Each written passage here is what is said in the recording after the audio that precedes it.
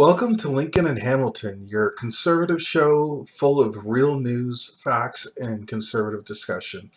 I am your host, Lincoln, And I am your other host, Hamilton. and we're pleased to join you guys today in a wonderful discussion surrounded around the Texas shooter. This is it's a really sad story, all things considered. But I think it's also illuminating in a lot of ways about where the conversation rests today. And I'd like to start by going over the facts of the case, so we can get into the actual commentary about it. So on Sunday at 11:20 a.m., there was a shooter spotted at a gas station across the street from the Sutherland Springs First Baptist Church. At 11:20, he was wearing a ballistic tactical vest and other tactical gear. He was dressed all in black. He crosses the street in his car. He leaves his car door open, car running, and he begins firing on the front of the church from the outside. He moves over to the right side of the building, and he's shooting inward from the outside. He then enters the church and continues shooting, walking up to the front of the pews and walking back down, shooting as he goes. A local resident had heard this noise. His daughter had confirmed for him that there was a shooter at this church, and he was in tactical gear. And this resident went to his safe and he grabbed his AR-15 and hopped over a few of his neighbor's fences and caught this guy as he was ready to leave, and fired on him with the understanding and wherewithal to fire on the side of his body where there was less Kevlar padding to kind of protect from gunfire. And he did manage to hit the suspect. And so the suspect gets in his car and flees. And another citizen was walking along, or driving along, sorry, and sees this exchange happening. And so the Good Samaritan hops in the car of this other citizen, and they go on a high-speed chase going up to about 95 miles an hour. And they chase this guy down for about a few miles.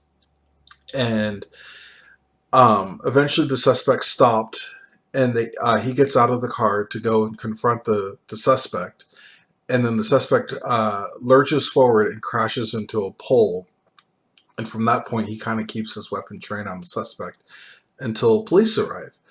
The police see the scene. They hadn't been able to be on scene at all prior to this point. And unbeknownst to everyone at that point, the suspect had shot himself, committing suicide. He already was, severely injured from the Good Samaritan with the AR-15. But after shooting himself, after dying, they weren't quite aware of that. So the police saw the situation, saw the citizen with the assault rifle trained on the car, and they immediately understood the situation. They didn't tell the resident to put his gun down. Instead, they expected him to keep his gun trained on the car, and then they formed a human shield around this Good Samaritan, getting him slowly backed away and behind a police car, after which point they then breached the vehicle, took the suspect out, and realized he was dead. So, I mean, I think it was just from that perspective, it was actually really kind of cool how the police handled that situation. All in all, there was 26 killed and 20 wounded. A little bit of information about the suspect. He was once heavily involved with the church he shot. There was lots of signs of mental illness. He was on SSRIs and was heavily medicated with them. His Facebook profile had indicated that in more recent time he was heavily leaning towards atheism and being a little anti-theistic towards people. He was court-martialed in 2012 while serving in the Air Force for assaulting his wife and child. He was denied a Texas concealed carry permit, and the police believe the incident was likely motivated by problems with his wife's side of the family, who regularly attended that church. And he also should have been barred from owning firearms. However, the Air Force had failed to submit the proper paperwork for his court-martial to the FBI, which would have served for him to not get weapons. He would have been entered into a database, and there would have been no ability for him to get weapons after that point. Um, and yeah, I mean that's kind of the facts that we know at this point.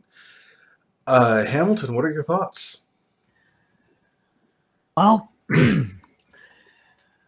I like what you said there with everything and gave a good rundown. And my thoughts are that we need more people like that Good Samaritan. Actually, like those two Good Samaritans, because the guy that had the truck realized what was happening and decided, hey, I'm going to help this guy out. And they chased him at 95 miles an hour um, to find him and to make sure that he didn't get away with this. Um, that's amazing to find out that people are willing to do that. And then you also find out that they're from Texas, which, as Lincoln knows, I think Texas is a great country. Uh, so, I just, my point of view is that I think that more people should conceal carry. And a lot of people probably, and I mean, I haven't heard this yet, but I'm assuming that someone's going to say, well, against the gun argument is that, well, there was a person with the gun there and he wasn't able to stop 26 people from dying. Well, that's actually not true because the guy with the gun was actually not at the church when the shooting started. But he did show up and he shot the guy, which most likely caused a lot less damage than could have been happening. So there's that. There's what I wanted to say about that, because I know that someone's going to bring that up. Because I know one of the arguments that we as conservatives bring up is that when there's a shooting and somebody has a gun that's on the good side, that's a good guy, starts shooting back, it definitely gets rid of all the bad guy shooting, because bad guys aren't used to being shot back. So I know that's going to come up in the media. So I just wanted to address that. And also address the whole thing about the gun control and what you said, Lincoln, about the fact that he should have never been allowed to get guns. Those were illegal guns. It's not that a new law is needed. The laws are already in place. It's the protocols that were not followed that caused this guy to be able to get guns. And even then, he could have gotten illegal guns anyways. So, I mean, the laws aren't going to stop him from getting guns if you want a gun. That's the fallacy in the left's argument, is they think that more laws are going to stop people from getting guns. Well, if you stop all people from getting guns, only the crooks are going to have guns. Because they're going to find them. They're going to get them regardless of what anybody says. I don't understand why this is an argument every time there's a shooting. First of all, when the guys show up when the guys with guns show up, every time the shooting stops. Every time. Because guys with guns know what they're doing and they're willing to protect people. And that's the thing. And I learned a while ago that there are 3 types of people in this world. There are the sheep, which are the normal, everyday, average citizens. Then there are the wolves, which are the criminals, the people that take advantage of the sheep. And then there are what are called the sheepdogs, which are the police. And I would actually lump in these Good Samaritans that actually took some stuff into their own hands and decided to fight back. And I like to think of myself as a sheepdog, because I'd like to think that hopefully if I'm ever in that situation, heaven forbid, hopefully never have to be, but if I ever am in that situation, I would like to think of myself as a sheepdog, someone who's willing to help protect life. And I don't want to go on a rambling here, but this whole shooting is getting really frustrating with these churches, because the left automatically comes out and says, hey, we need more gun control. And they use this to politicize it. And it's like, screw that. We're not politicized. People died. People died. And you're not trying to protect people from dying, you're trying to take away guns from everybody. When the answer to this whole problem is give people guns. Let people who are trained have guns. And let anybody who wants to be trained have a gun. That way, you have a police force that's out there that nobody even knows if this person has a gun or not, which And is a good thing to because add a few things on there about what you're saying, this Good Samaritan, he was actually an NRA weapons instructor. So it was his job. One of job that he had taken on was to help train people on how to properly use a weapon. Um, well, the fact that he actually shot through the Kevlar um, body armor and hit those weak points in it is just astounding. yeah. That is just amazing, honestly. Well, and it's not Because only that. It's he had trained his kids as well. So when yeah, his daughter gets in her car and goes driving around to see if there really are gunshots, and she sees a guy in body armor, she has the wherewithal to tell her dad, "Hey, this guy has body armor," and then he says, "Okay, better pull out the AR-15. I'm going to need that high-powered weapon to break through this." Grabs his ammo, makes sure to keep his daughter busy, stuck in the house doing something. So she thinks she's helping, but she's out of his way, and he doesn't have to worry about her getting injured. And yeah, I mean, exactly. he has the wherewithal to do all this. And I'll tell you, he had a great interview, and we're going to link this down below in the description on Louder with Crowder, in which he goes into some pretty specific detail about a lot of this. And one of the things he had said was, if he had shown up to this church with just a pistol instead of an AR-15, a high-powered assault rifle, as the left loves to call it, if he showed up to church with just a pistol, he would have been no good against this guy. Like Mhm. he might as well have just turned around and gone home at that point. His weapon would have had no effect. And Well, I have to kind of disagree with you.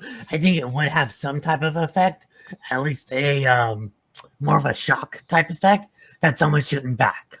right, right. But I I mean, mean, it's what Texas, though. would This guy that have had to mattered? expect someone was going to shoot back eventually. I mean, he didn't. I guess if you're in Truthfully, the shooter did Texas, not pick a great state to try and pull this kind of a thing in. that's a good point. And to your other point you had made earlier, yes, this guy shot up the church, but here's the thing: is he used a assault rifle to shoot at the church? He had several more weapons with him in his vehicle and on his person, and he was Mhm. getting in the car to leave.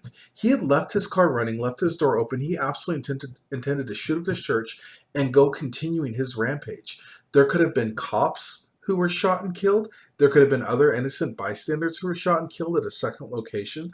We don't know what this guy's plans were. I mean, he's dead, so we don't know what his intentions were. But suffice it to say, the number 26 could have been a heck of a lot higher had someone not Mhm. stepped in to stop this from happening. Right.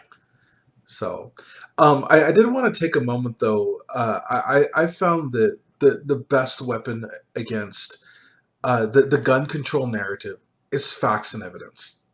Mhm. And so, just to start out, for those not familiar with the vernacular, automatic weapons, they have been banned. An automatic weapon is a weapon where you squeeze the trigger, and while you're holding it down, the weapon will rapid fire. You can simulate this with significantly less accuracy, and it's already not very accurate as it is. But you can simulate this with less accuracy with stuff called bump stocks, or even like a little bump loop on your belt is possible. It's really inaccurate. Stephen Paddock used this in the Vegas shooting. Everyone's pretty familiar with the whole bump stock situation. But as far as the kind of weapon that was used here, it was a semi-automatic rifle. This means it's a very high-powered rifle, even if you had a bullet such as a hollow point, where when it hits a target, the bullet kind of blooms out and explodes, creating a much bigger hole leaving than it did entering. Um, it's typically meant to be a bullet to help end a target's life, to completely disable a target, whatever that target may be. But the problem is when you have a weapon like an AR-15, these are the kinds of weapons that go through multiple walls before it would hit a target. So you really have to be aware of where you're shooting a weapon like this. If you're, for example, if someone were to break into your house and you start shooting off an AR-15 at them, You need to be aware that you're not aiming where your neighbor's house is in the way, or if your neighbors are if you have close by neighbors, probably not the best home defense kind of weapon. If you're out and you have a lot of land to yourself, sure, that's probably okay, but it's a very high powered weapon, and comparatively. There are semi-automatic weapons that, for example, pistols and revolvers that operate on much on the same principle of you pull the trigger once, and it'll reload a bullet in there. Some revolvers require you to also cock the weapon, or you can optionally cock it. Semi-automatic means that the method of cocking the weapon and putting a new bullet in there is a single action. So from squeezing that trigger, a bullet is fired, a new bullet enters the chamber, cocked, ready to go, ready to fire again. So click, click, click. We give you 3 shots, kind of a thing. So I mean that's really the mystery behind a lot of it, and it's important to talk about this because when people talk about semi-automatic and they talk about automatic weapons and assault rifles versus pistols, there's so much misinformation out there. You can have pistols that do very little damage, and you can have pistols that are incredibly high powered. Similarly, you can have assault rifles that are very high powered and very deadly if necessary, maybe a little bit too much. But there's also valid situations where they are useful, like what we saw here. That assault rifle, I think, made all the difference in the world, actually wounding the target, piercing Kevlar. I mean, these are not normal things that you expect police to be ready for. I mean, police carry a sidearm, which is typically a pistol, and I guarantee you those pistols are not designed to pierce Kevlar. I mean, it's not a common situation. And granted, they probably have a gun locker in the back of their trucks where they can pull out a more high-powered weapon that they can utilize to take down a target. But it's all about the situation. It's about being prepared for it. And this Good Samaritan, he was prepared for it. And then on the other side of things, we're big proponents here of the Second Amendment. We love the Second Amendment. And it is Amen. ultimately a right that we are given. And in order for that right to be taken away, there needs to be due process. And so the law that this guy was able to circumvent through, mismanaged paperwork, that law is something I'm okay with because this guy had his day in court. He had due process. He was seen before a judge, and that judge said, "You're guilty." And because of his due process that he went through, he no longer gets a gun. And that's fine to me. I'm okay with that because his rights were not just arbitrarily stripped away. He had his day in court, he had everything. And so, you hear the left saying, oh, common sense gun registration. Well, let's talk about what they think is common sense. If you're on the no fly list, you can't buy a gun. Well, there's no due process there. I mean, the no-fly list commonly has people on there who have no business being on there, and you're saying those people should be stripped of their constitutional right to a weapon? I mean, this man, the shooter, and I'm not even going to name his name. I mean, he is scum, and he doesn't deserve the recognition. You know, but to that point, he he had his due process. He had his day in court, and his rights were stripped away because of his actions that he was found guilty for in a court of law. And I think that's a very important distinction to make here, because there really isn't a new law that could have happened that could have prevented this crime. And I think the likelihood that this guy was willing to murder 26 people, if he legally could not buy these firearms, he would have found a way to buy them regardless. A little thing like buying a weapon illegally was not going to stop someone who had no qualms about murdering 26 people. So, Hamilton, do you have anything to add? No, I think we kind of got through that. Um, we we covered it. Like you said, you brought up some really good points about the gun control stuff, and yeah, I don't really have much more to say about that. Great. Let me move on a few more things that I did want to cover about this particular issue. Right. There was all kinds of criticism about people saying, "Hey, thoughts and prayers about this incident." And I'll be honest, this feels just like all the attacks that you see from the left. The the the left is so upset about attacks like this because, like, oh, all you can do is thoughts and prayers. And, I would almost say they had a point, if not a week prior, when it was an ISIS attack. Immediately that same day, I mean, literally hours in that day, the Muslim community braces for backlash from this attack. And it's like, what?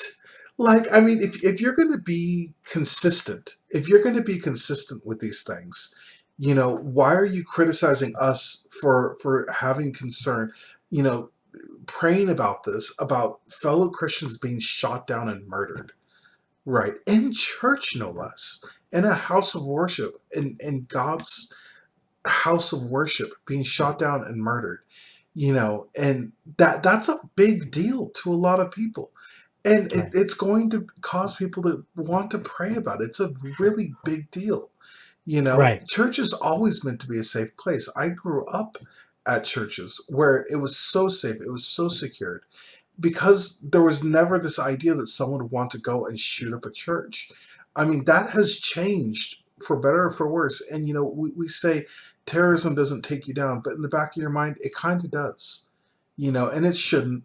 We're Americans, we should be stubborn about it, and press on and don't let people take us down. I'm all about that, right? But in the back of your mind, it kind of does. And if God has my days numbered because of going to church, that ain't going to stop me from going. I'll tell you that right now. Um, I'm really blown away that people would be so incredibly uh, mean spirited about it. And I want to highlight one particular piece of scum. Uh, ugh. That's the nicest way you can put it, right? I'll be honest. I was a huge Star Trek fan back in the day, and when this guy was on Star Trek, I didn't like him. Right? Uh, Jean-Luc Picard didn't like the guy. Right? And I know he's a fictional character, but let's be real. It's Jean-Luc Picard. Right? If he don't like you, you're just that bad. Yeah. Anyway, so I want to share this despicable, mean spirited tweet from Will Wheaton.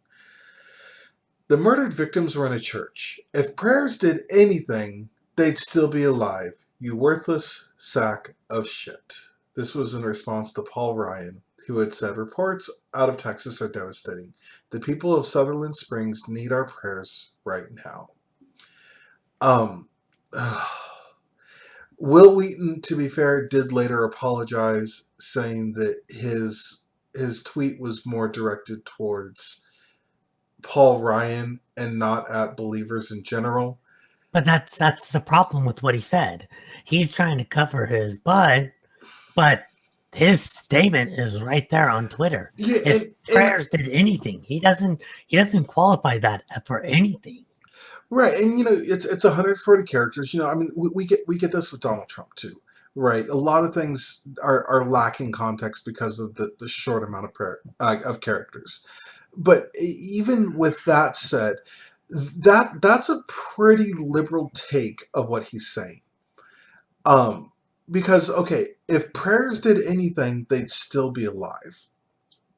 That feels very much like the kind of status quo thing you get from people that are anti-theistic. Uh, Hamilton and myself, we're both very religious people. And we have met our fair share of anti-theistic people online. It's not uncommon. People that look at us like we are unintelligent because we're religious, that religion is some kind of crutch. But yeah, like, I'll be honest, that's exactly what I saw out of this. And even if I said, okay, let's just say that Will Wheaton is simply atheist and not anti-theistic, I think there's a large differentiation between those two groups of people. Like, let me be as generous as I can be, saying he's just anti-theistic and that he just simply does not believe that prayers do anything, right? That's fair, but it's still offensive. I mean, there's just no reading of this in which he was not being offensive to people that believe in the power of prayer. Which, I mean, there's something like, what, 90% of the world today believes in some form of a higher power. I mean that's a lot of people to believe in a higher power to just kind of trample all over, and you're not just attacking Christians with this. I mean, saying prayers. People of all Christian sects pray. Buddhists, Muslims, um, Jews. They're all big on prayer, right? Of course, you also have Mormons and Catholics, but I mean, those are Christian sects and everything. But everyone of all these major religions, they're all big prayers, and I mean, you're really just kind of saying, "Oh, yeah, you do that prayer thing, it doesn't work," And I would argue that just because the answer to the prayer was no, doesn't mean the prayer didn't work, and it's not like the people were in church praying at that particular moment that bullets started flying through a building. I hope bullets don't start flying through the building shooting. I mean, that's just not what you would pray about, you know. It's silly all around. It doesn't. It's just such a crude, despicable, evil thing for someone to say. Um, I'm sorry. Will Wheaton. He was annoying on Star Trek and is annoying today. Things don't change. So. That's one way to put it. uh, here is his tweet for those interested in reading it. Yeah. Uh, Hamilton, do you have anything to add? Um, I'm like you. I liked Will Wheaton. Um, You're too kind. I am too kind.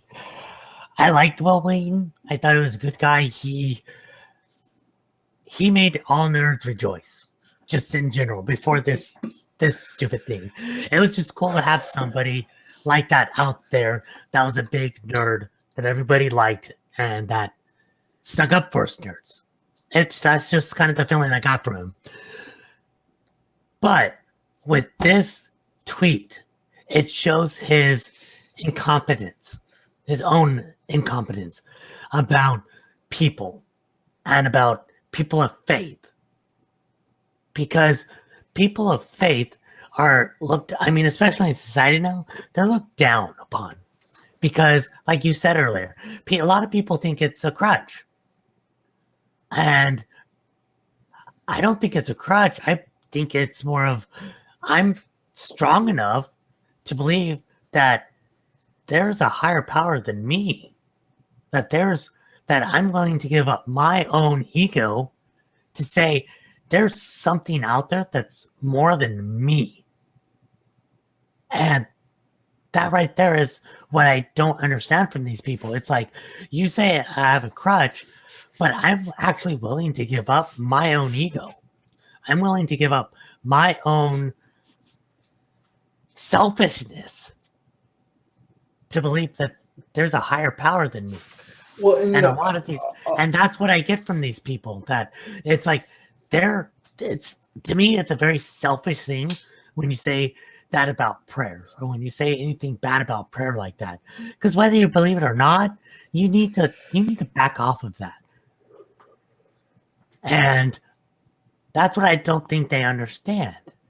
And I see their own atheism as a crutch for themselves so that they can feel better about themselves and not have to, what's the word I'm looking for? And not have to believe in a higher power, not have to rely on something other than themselves because yeah. I mean, that's my rant for right there. So,